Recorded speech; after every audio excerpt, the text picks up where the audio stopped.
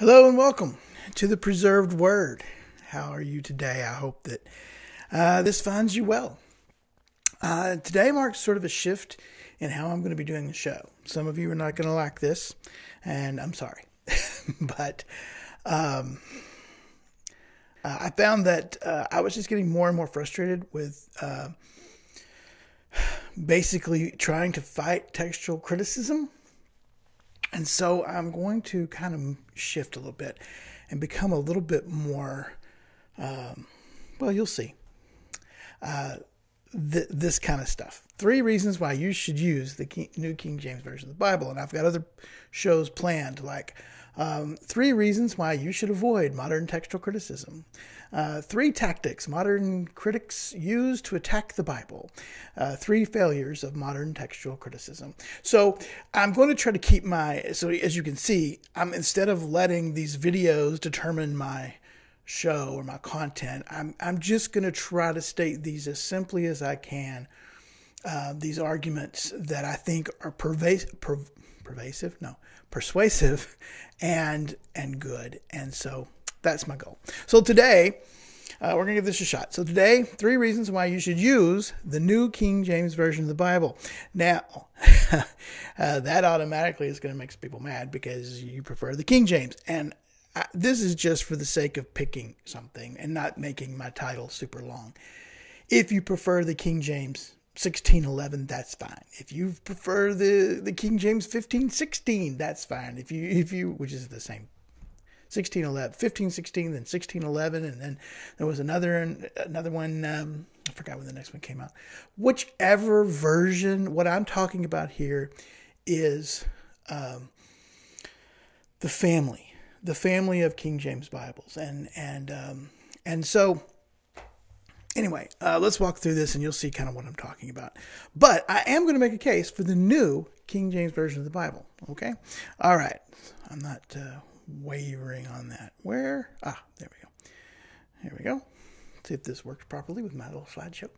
The first reason, number 1, the underlying text has been preserved by God.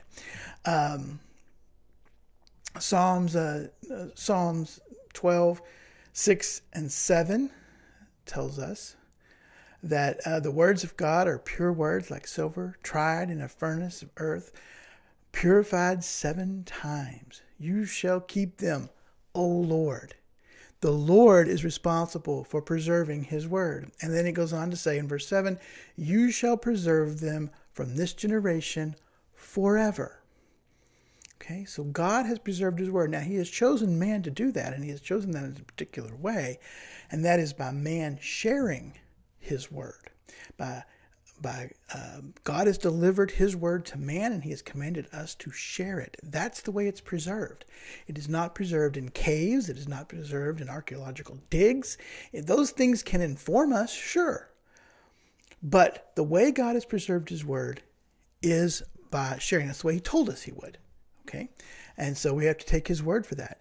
And the underlying text of the King James Bible is what the church has always had.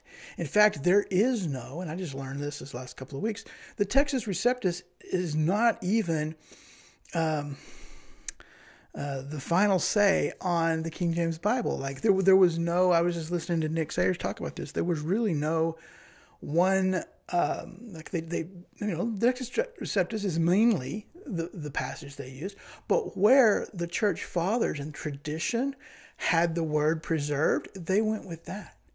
And there's like 80 times, or I think he said 80, or maybe it's 20 times, it was very few times where, they said, no, the word has been preserved to be this, even though we can't find a Greek manuscript right now that says that, and most of those manuscripts were found, but they were also preserved in the church fathers' writings, and they were preserved in the church's writings. They were preserved in the Latin. So that's why 1 John 5:7 is there, even though there was Greek found for that, but nevertheless, 1 John 5:7 is there, and other passages like that. I mean, the fact of the matter is, and this is why I want to keep this simple, God has preserved his word, and we can know and have pure confidence, sure confidence, that the Bible that we have today in the King James family of Bibles, in English at least, is the same Bible the church has always had in whatever language. It's the same Bible. It is the Word of God preserved by God through the church. Okay? All right. So that's the first reason to use the King James Version of the Bible. And all right. The second, and that's not specific to the New King James, but there you go. Number two, second reason. The translation has been done with respect for God's preservation. And if you read, you really need to turn and read the introduction to the New King James. Usually it's even printed like online. You can find it for free. And it's very easy to understand. It's not a scholarly high, it's not even a college level written text. It's simply the introduction to the Bible that tells you what they did in plain English and how they did it and why they did it. They have, and it's very good. It's not super long, but it is very thorough. Okay. And gives you kind of all the history, why the Old Testament and then in the New Testament, they talk about that. Bible readers may be assured that the most important differences in English New Testaments of today are due not to manuscript divergence, but to the way in which translators view the task of translation. And I think that's honest. Now, what they have done in the New King James is keep all of the King James, all the verses, all those verses that the modern Bibles leave out or footnote out or all of those kinds of just leave out without a footnote. We've looked at some of those. And what the King James Bible has done, and I'm going to get to that. That's my reason number three. Reason number three, here we go. Oh, first of all, Isaiah 48. Let me go ahead and go there with you. Isaiah 40, verse 8 says, "The grass withers and the flower fades, but the word of our God stands forever." That means continually. That doesn't mean it disappeared for 1,000 years and came back. It stands forever. Okay?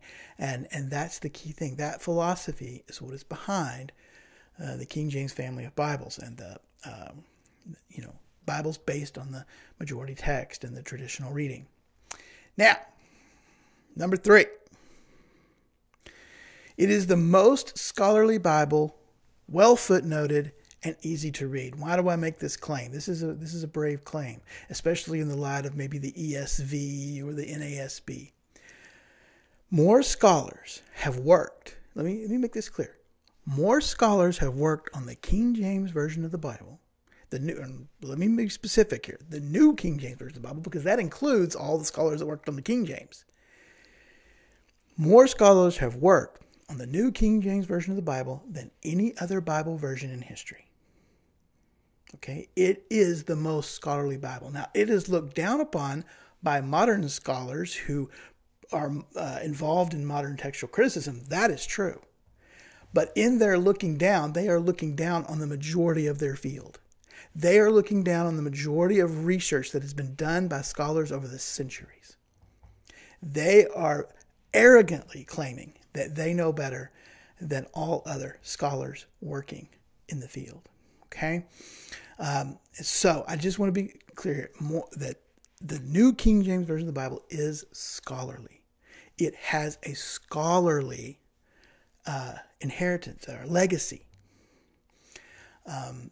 Plus that, it is the best footnoted Bible I've ever read. Now, maybe there's Bibles that are better than that, better than this, but I've never run across one. It is, and it is objectively footnoted, not subjectively footnoted.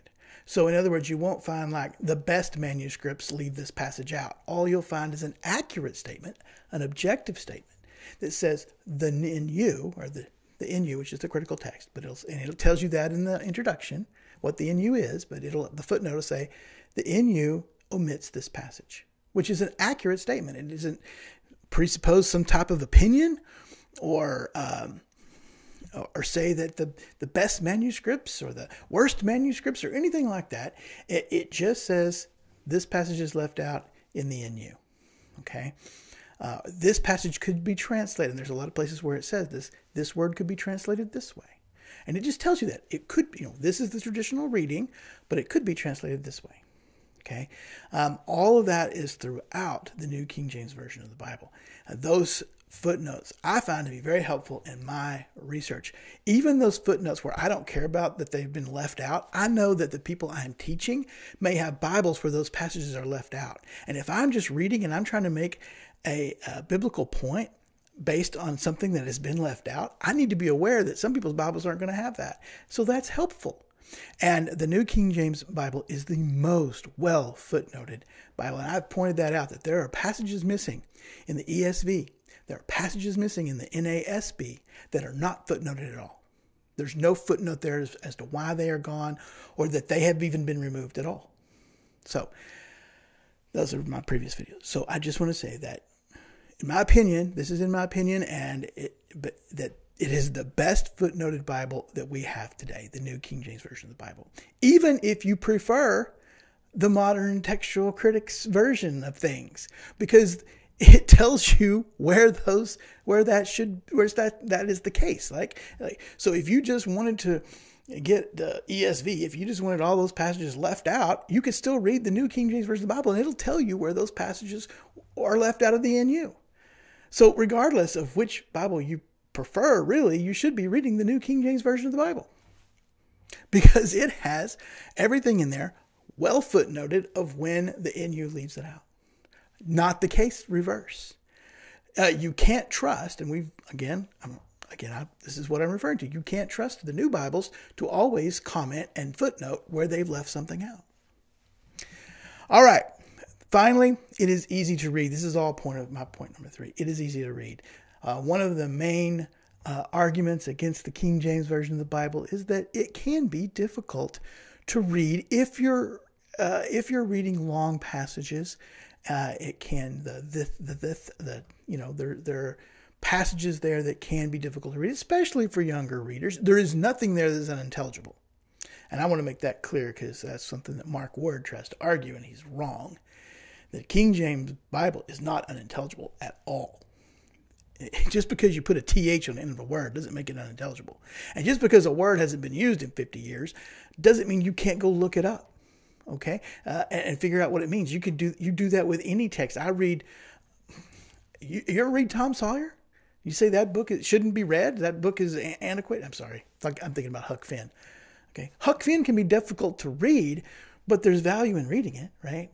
And that's a totally different, scale. But or Shakespeare. Lots of stuff in Shakespeare. He uses dead words all the time. He uses words that are phrases that you've never heard of. But that doesn't mean that it's not rich and robust and good and intelligible. You can still, I'm not talking about the original Shakespeare in Old English. I'm just talking about a modern translation of Shakespeare is still difficult to read, but you can figure it out. So I completely go against the fact that the King James the 1611 is not unintelligible. However, if you just want something that flows well in our in the way we talk today, the New King James Version of the Bible really accomplishes that. It leaves out the these and the thous and those things are there for a reason, and it leaves those out while leaving out some meaning, because the these and the thous actually reflect things in the Greek. Nevertheless, it does make it easier to read and still conveys the general meaning of the passage. It may take some research to get into that, but it would take research to get in anyway, figuring out what the thou meant, right? Ye or thee or thee. So those things were originally put in there for a reason, but the New King James has, puts it in more into how we speak today. And that goes for the Old Testament and the New Testament. Is it the easiest to read? No. You could get the New Living Bible is the easiest to read. That's maybe not even be the easiest to read. The Message may be even easier to read than that. And in fact, if you want to get even easier to read than that, you might get a children's Bible. But for an adult Christian who is studying the Word of God, the easiest, Bible to read that has all the passages there, the preserved Word of God, is the New King James Version of the Bible. Okay?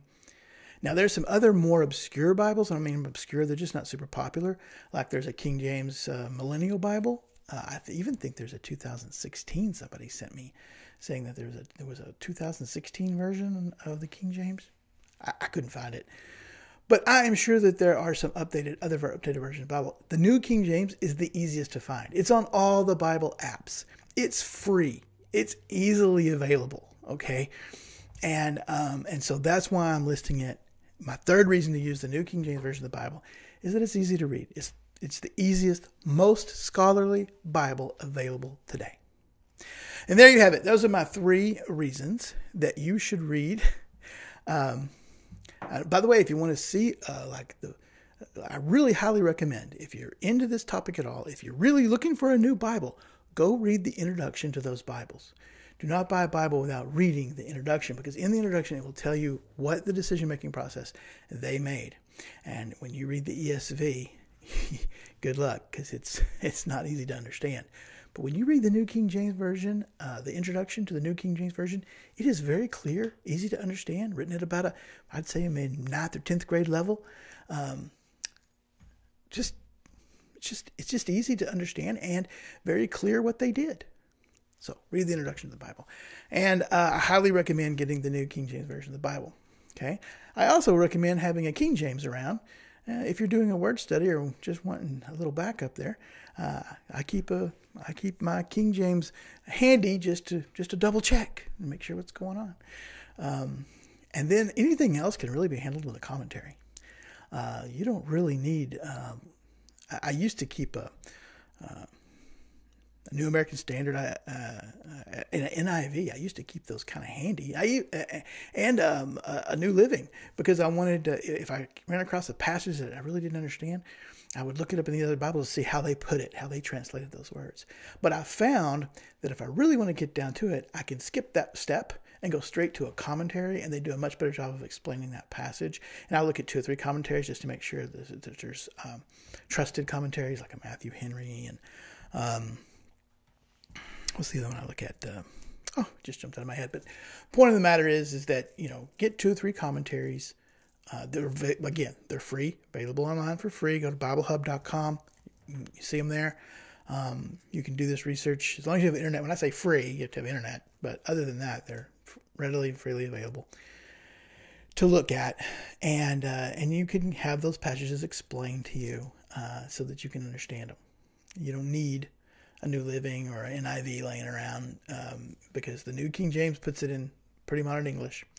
And then any other explanations you can get the other way. Okay, well, that's enough. I actually went longer than I wanted to. I was going to try to keep these about 15 minutes. So I hope this is helpful. I hope this gives you some 3 concise reasons and that I'm being clear about what I'm trying to convey. So, all right. Until next time, have a wonderful day.